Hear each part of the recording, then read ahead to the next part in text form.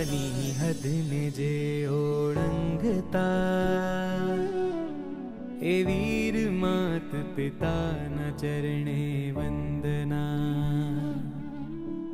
અશક્ય જેની વીરતાની કલ્પના એ વીર માત પિતાના ચરણે વંદના.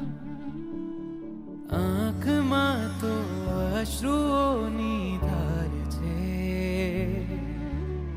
તોય મક્કમ મનમાં હી નિર્ધાર છે. વાલથી ભરેલ મનને મનાવે છે, એ જ વાલથી બાળને વધાવે છે.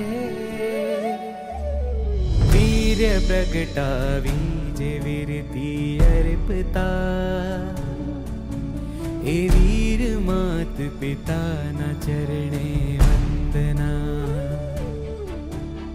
જન્મ્યા જેમથી વીર ગૌતમ ચંદના એ વીર માત પિતાના ચરણે